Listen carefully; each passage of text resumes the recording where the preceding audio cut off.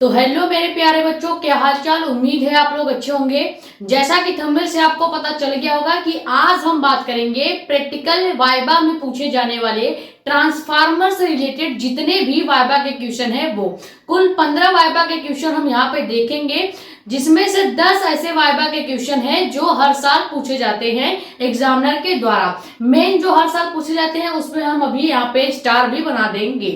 इसके पहले हमने आपको व्हीट स्टोन सेतु से रिलेटेड जितना भी वाइबा के क्वेश्चन है एक पीडीएफ में हमने आपको कवर करा दिया है। वो वीडियो अगर आपको देखना है तो आप प्लेलिस्ट में जाके देख सकते हैं। प्लेलिस्ट का नाम क्या है? Class 12 physics practical viva question के नाम से नया प्लेलिस्ट हमने बनाया है, जिसमें आपको 4 वाइबा के वीडियोस मिलेंगे। पहला अभी हमने आपको दिया है, सेकंड हम ये ट्रांसफार्मर का बना रहे हैं, थर्ड हम बनाएंगे डायनमो यानी कि प्रत्यावर्ती धारा जनित्र से रिलेटेड जितने भी वाइबा के क्वेश्चन प्रैक्टिकल में पूछे जाते हैं वो आपसे डिस्कस करेंगे। और सबसे लास्ट में हम गैल्वेनोमीटर के बारे में जितने भी वाइबा के क्वेश्चन आते हैं वो डिस्कस करेंगे। यानी कि कुल 4 आपको वाइबा के क्वेश्चंस के वीडियोस मिलने वाले हैं। अगर आपने अपने चार्ट पेपर पे कोई और डिफरेंट डायग्राम बना लिया है जिससे रिलेटेड वाइबा के क्वेश्चन आपको चाहिए तो आप अपना वो डायग्राम जो आपने बनाया है उसका नाम हमको कमेंट करके बता दीजिएगा। हम उससे रिलेटेड भी वाइबा के क्वेश्चन आपको कवर करा देंगे। अगर आप हमारे चैनल पर नए हैं तो चैनल को सब्सक्राइब कर लें, क्योंकि आपके लिए ही इतने इंफॉर्मेटिव और इम्पोर्टेंट वीडियोस लाए जाते हैं। जितने भी वाइबा से रिलेटेड क्वेश्चंस है, डेरिवेशन टाइप क्वेश्चंस है या चैप्टर वाइज न्यूमेरिकल ही क्यों ना हो, वो सब आपके लिए कवर कराया जाता है फिजिक्स और केमिस्ट्री से रिलेटेड। ठीक है, ज्यादा से ज्यादा वीडियो को कर दें शेयर, ताकि और भी लोग जिन्होंने ट्रांसफार्मर को बना रखा है उनसे रिलेटेड वाइबा के क्वेश्चन जान सके। वीडियो को लाइक जरूर कर दीजिएगा ताकि हम ऐसे ही मोटिवेशन फुल आपके लिए वीडियो लाते रहें। सबसे पहले ट्रांसफार्मर जो है, यहाँ पे हम ट्रांसफार्मर का डायग्राम लगा दे रहे हैं जो कि बाहर से स्ट्रक्चर का होगा, और ट्रांसफार्मर का अंदर से जो स्ट्रक्चर है उसका भी डायग्राम लगा देंगे। वो यहाँ पे परमानेंट लगेगा। ठीक है, तो यहाँ पे ट्रांसफार्मर का ये हमने अंदर का स्ट्रक्चर लगा दिया है और ये उसके बाहर का जो स्ट्रक्चर है ये हमने लगा दिया। अब ट्रांसफार्मर से रिलेटेड वाइबा के क्वेश्चन कैसे आते हैं, मेन चीज हमारा ये है कि हमें देखना है वाइबा के क्वेश्चन कैसे एग्जामिनर पूछता है।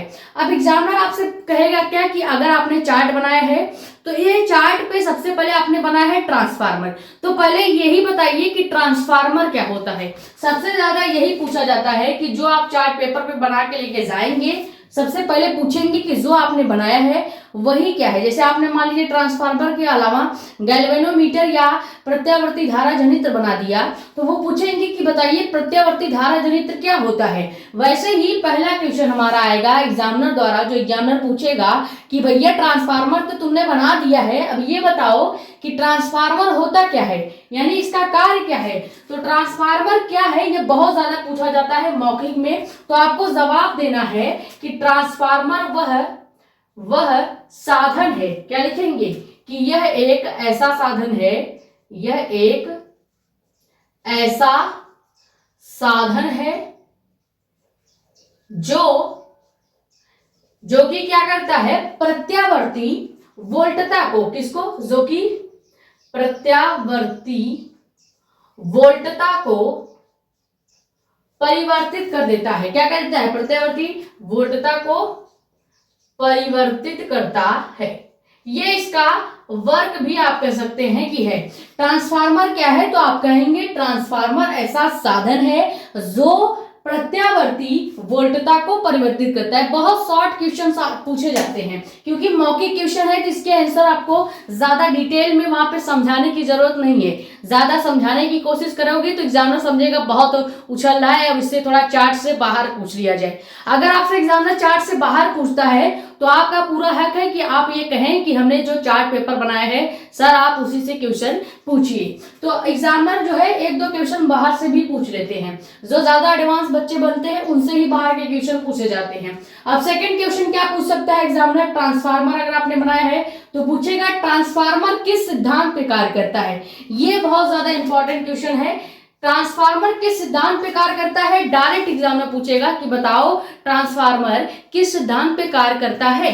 तो आपको याद होना चाहिए कि ट्रांसफार्मर जो है ये अन्योन्य प्रेरण, किस पे, अन्योन्य प्रेरण के सिद्धांत पर कार्य करता है। ठीक है, समझ में आ गया। तो इसका आंसर बहुत शॉर्ट में आपको देना है। पूछेंगे कि ट्रांसफार्मर किस सिद्धांत पे कार्य करता है, तो आपने बोल देना है कि अन्योन प्रेरण के सिद्धांत पे कार्य करता है।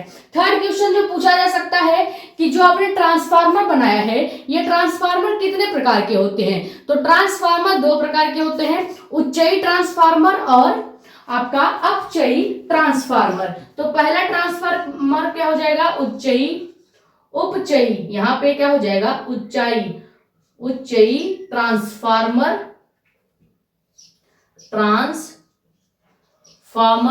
और सेकंड आपका हो जाएगा अपचयी। क्या हो जाएगा आपका? अपचयी ट्रांसफार्मर।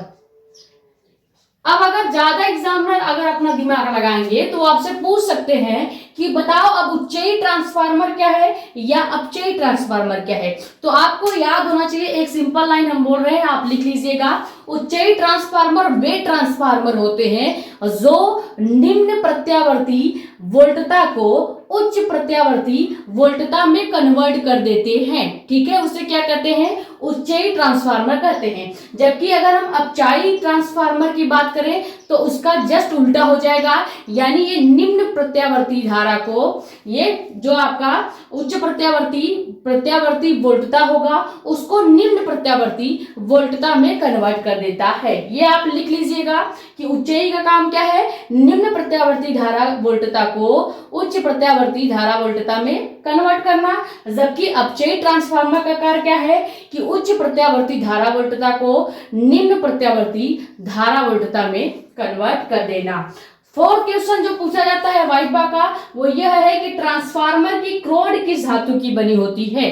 अब जो यहाँ पे आप अंदर देख रहे होंगे ट्रांसफार्मर, यहाँ पे आपको दिख रहा होगा। अब ये ट्रांसफार्मर की क्रोड किससे बने होते हैं? तो आपको लिखना है या आपको वहां पे लिखना का यहाँ पे बताना होता है।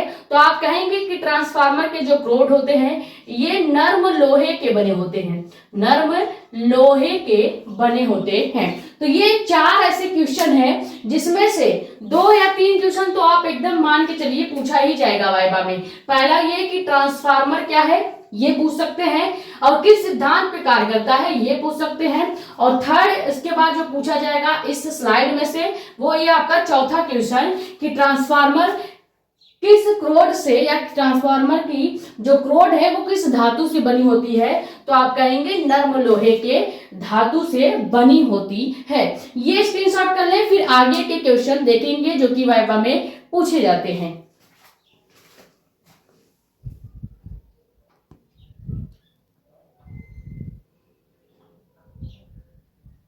तो अगला क्वेश्चन क्या है कि ट्रांसफार्मर किस धारा पर काम करता है। अब अगर एग्जामिनर ने आपसे पूछा कि बताइए ट्रांसफार्मर किस धारा पर कंट्रोल करता है, यानी किस धारा पर कार्य करता है, तो आपको आंसर देना है कि ट्रांसफार्मर जो है ये एसी करंट यानी कि प्रत्यावर्ती धारा पर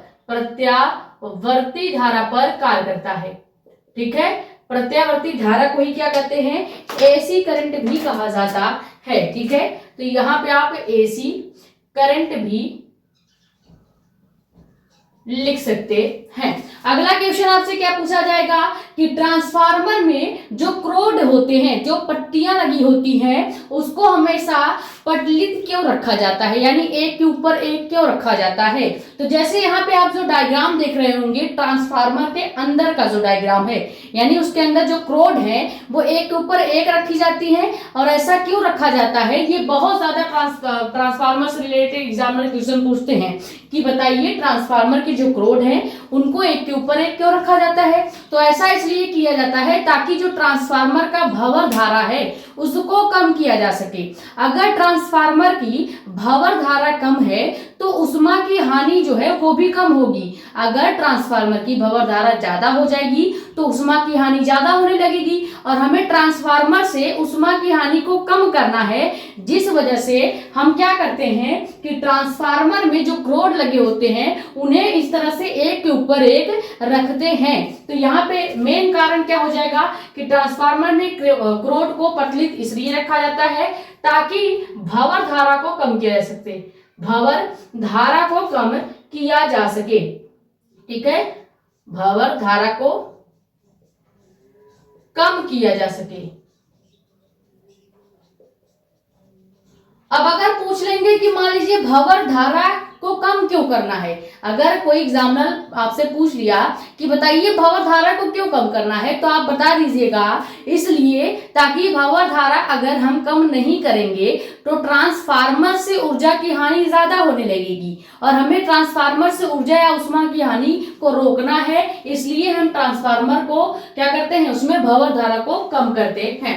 अगला क्वेश्चन आपसे क्या पूछ सकते हैं कि ट्रांसफार्मर में भंवर धारा से क्या हानि होती है, तो यहाँ पे अभी हमने बताया ट्रांसफार्मर में भंवर धारा से क्या होगा, ऊष्मा की हानि होती है। अगर भंवर धारा कम है तो ऊष्मा आपकी कम हानि होगी, भंवर धारा ज्यादा होगा तो ऊष्मा का हानि भी ज्यादा होगी। तो यहाँ पे जो 7वां क्वेश्चन है इसका आंसर क्या हो जाएगा कि ट्रांसफार्मर में भंवर धारा से क्या हानि होगी, तो यहाँ पे लिखेंगे ऊष्मा की हानि होती है। भंवर धारा से क्या होती है, ऊष्मा की हानि होती है। ठीक है, आपको बस इतना ही बताना है कि ट्रांसफार्मर में भंवर धारा से ऊष्मा की हानि होती है। भंवर धारा क्या है बता ही दिया। अब अगर आपसे 8वां क्वेश्चन क्या पूछा गया है कि ट्रांसफार्मर की दक्षता कितनी होती है, ये किसी बच्चे से पूछा जा सकता है, किसी भी बच्चे से जिन्होंने ट्रांसफार्मर बनाया होगा कि बताइए कि ट्रांसफार्मर की दक्षता कितनी है, तो ये आप याद रखेंगे 80 से 90% क्या होता है, ट्रांसफार्मर की दक्षता होती है। अगला क्वेश्चन क्या है कि ट्रांसफार्मर में कौन सा तेल डाला जाता है। अब आप कहेंगे क्या ट्रांसफार्मर में तेल भी डाला जाता है, तो आपको बता दें ट्रांसफार्मर में एक इंसुलेटर जो तेल होता है वो डाला जाता है। वो आपका कौन सा तेल है, खनिज तेल है और उसका नाम भी होगा, उसका नाम भी क्या है, देखो ट्रांसफार्मर में कौन सा तेल डाला जाता है अगर आपसे पूछा जाएगा तो आप बताएंगे कि ट्रांसफार्मर में खनिज तेल डाला जाता है और उस तेल का नाम क्या है, नेफ्थेलीन नाम है। ठीक है, नेफ्थेलीन तेल का नाम है और ये ट्रांसफार्मर में डाला जाता है। यहां तक स्क्रीनशॉट कर ले। इस स्लाइड में देखिए सबसे ज्यादा कौन सा क्वेश्चन पूछा जा सकता है, एक कि ट्रांसफार्मर के क्रोड को पतलित क्यों रखा जाता है, ये एग्जामिनर बहुत क्वेश्चन पूछते हैं। और दूसरा अगर पूछेंगे तो ये पूछेंगे कि ट्रांसफार्मर में कौन सा तेल डाला जाता है। ठीक है, 9वां क्वेश्चन आपके लिए इंपॉर्टेंट है। और कभी कभी ज्यादातर ये क्वेश्चन में पूछा जाता है कि ट्रांसफार्मर की दक्षता जो है वो आप बता दीजिए कितनी होती है, तो 80 से 90% ट्रांसफार्मर की दक्षता होती है। ये 9वां क्वेश्चन तक आप स्क्रीनशॉट कर लीजिए, फिर आगे के क्वेश्चन देखेंगे।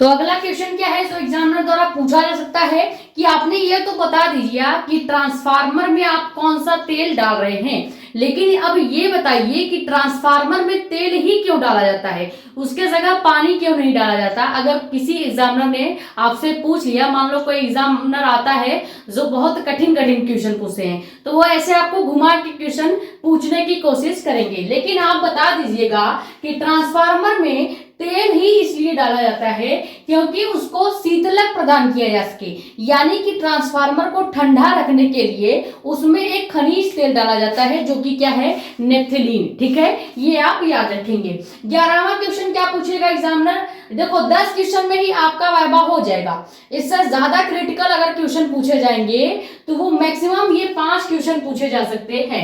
11 से लेके 15 तक जितने क्वेश्चन हम करा रहे हैं, ये अगर कोई बहुत कठिन क्वेश्चन पूछने वाला एग्जामिनर आएगा तो ही आपसे ये क्वेश्चन पूछेगा, वरना 10 क्वेश्चन में मैक्सिमम बच्चे को वो पूछ पाछ के निपटा देगा। ठीक है, अब 11वां क्वेश्चन क्या है कि ट्रांसफार्मर का उपयोग डिस्क धारा यानी कि डीसी डायरेक्ट करंट में क्यों नहीं किया जाता। ट्रांसफार्मर को बताइए हमेशा आप प्रत्यावर्ती धारा के लिए ही क्यों उपयोग करते हैं, यानी अल्टरनेटिंग करंट के लिए ही क्यों उपयोग करते हैं। अब आपसे ये अगर एग्जामिनर ने पूछा तो आप कहेंगे कि ट्रांसफार्मर का प्रयोग डिस्क धारा यानी डायरेक्ट करंट में इसलिए नहीं किया जाता क्योंकि डीसी का जो फ्रीक्वेंसी होती है, जो आवृत्ति होती है वो शून्य होती है। तो यहाँ पे क्या लिखेंगे कि डीसी यानी कि डायरेक्ट करंट, या इसी को क्या कहते हैं, डिस्क धारा। ठीक है, इसकी जो डिस्क धारा की आवृत्ति जो होती है, फ्रीक्वेंसी जो होती है, ये क्या होती है, शून्य होती है। इसीलिए हम क्या करते हैं, डीसी में कभी भी ट्रांसफार्मर को नहीं लगाते, डायरेक्ट करंट ट्रांसफार्मर को नहीं देखते, बल्कि इसको हम अल्टरनेटिंग यानी कि प्रत्यावर्ती करंट देते हैं। अगला क्वेश्चन जो एग्जामिनर पूछेगा, हार्ड क्वेश्चन में ये सभी क्वेश्चन आ रहे हैं। क्वेश्चन नंबर 11 से लेके 15 तक क्वेश्चन बहुत क्रिटिकल, अगर एग्जामिनर पूछेगा तो यही सब क्वेश्चन पूछ सकता है। 15 से बाहर एक भी क्वेश्चन आपसे नहीं पूछेगा। 12वां क्या है कि ट्रांसफार्मर की आवृत्ति कितनी होती है। अब आपको बता दें कि मिनिमम जो ट्रांसफार्मर की आवृत्ति होती है 50 हर्ट्ज से शुरू होती है और मैक्सिमम कितनी जा सकती है, 400 हर्ट्ज तक। लेकिन जो हमेशा आवृत्ति ट्रांसफार्मर में यूज की जाती है वो आपको एग्जामिनर को बताना है। आपको वहां एडवांस नहीं बनना है कि आप बता दें कि मिनिमम जो है 50 हर्ट्ज तक यूज की जाती है, मैक्सिमम 400 हर्ट्ज तक। नहीं, आपको केवल बोलना है कि ट्रांसफार्मर की जो आवृत्ति होती है 50 हर्ट्ज होती है, बात खत्म। उससे ज्यादा आपको वहां पे ओवर स्मार्ट बनने की जरूरत नहीं है। अगला क्वेश्चन क्या है कि ट्रांसफार्मर का परिणमन अनुपात कितना होता है। परिणमन अनुपात का फॉर्मूला हमने आपको वेरी शॉर्ट क्वेश्चन में भी कराया था और 2 नंबर वाले क्वेश्चन में भी कराया था। यहाँ भी वाइवा में भी पूछा जा सकता है कि ट्रांसफार्मर का परिणमन अनुपात जो है वो बताइए। तो पहली बात तो परिणमन अनुपात को आर से डिनोट करते हैं और जो कि कितना होता है, स्मॉल आर इक्वल टू हो जाएगा आपका NS अपान NP। अब यहाँ पे NS और NP क्या है, तो NS जो है ये द्वितीयक कुंडली में यानी कि सेकेंडरी कुंडली में फेरों की संख्या है, जबकि NP क्या है, प्राथमिक कुंडली में फेरों की संख्या है। जहां P आपके प्राइमरी यानी कि प्राथमिक को दर्शा रहा है, N आपके फेरों की संख्या को बताता है, S आपका क्या है, सेकेंडरी कुंडली को बता रहा है और N आपका सेकेंडरी कुंडली में फेरों की संख्या को बता रहा है। ये फॉर्मूला आप डायरेक्ट याद रखेंगे कि small R equal to, small R क्या है, परिणमन अनुपात, परिणमन अनुपात इक्वल टू सेकेंडरी कुंडली में फेरों की संख्या अपान प्राथमिक कुंडली में फेरों की संख्या। अब देखते हैं अगला क्वेश्चन कि ट्रांसफार्मर का सूत्र क्या होता है। बहुत कठिन क्वेश्चन में ये क्वेश्चन पूछे जा सकते हैं 11 से लेकर 15 तक कि ट्रांसफार्मर का परिणमन अनुपात का सूत्र बताइए, ट्रांसफार्मर का सूत्र बताइए। तो ट्रांसफार्मर का फॉर्मूला क्या हो जाएगा, Vp upon Vs equal to Np upon Ns। अब Np Ns आपको पता ही चल गया कि प्राइमरी कुंडली में फेरों की संख्या और सेकेंडरी कुंडली में फेरों की संख्या। तो Vp और Vs क्या है, Vp है प्राइमरी कुंडली में विभव और Vs क्या है, द्वितीय कुंडली में विभव। ये आपका हो गया ट्रांसफार्मर का फॉर्मूला। ठीक है, ट्रांसफार्मर का जो फॉर्मूला आएगा वो यही आपको वहां पे बताना होगा एग्जामिनर को कि ट्रांसफार्मर का जो फॉर्मूला है या सूत्र है वो क्या होता है, Vp upon Vs equal to Np upon Ns। ठीक है, अब एक बहुत ज्यादा क्वेश्चन जो एग्जामिनर पूछना पसंद करते हैं वो क्या है कि ट्रांसफार्मर तो आपने बना लिया है, अब ट्रांसफार्मर का हिंदी नाम बताइए। तो कई बच्चे क्या कहते हैं कि ट्रांसफार्मर को हिंदी में ट्रांसफार्मर ही कहते हैं, वहां पे आपका ऐसा मजाक बन जाएगा।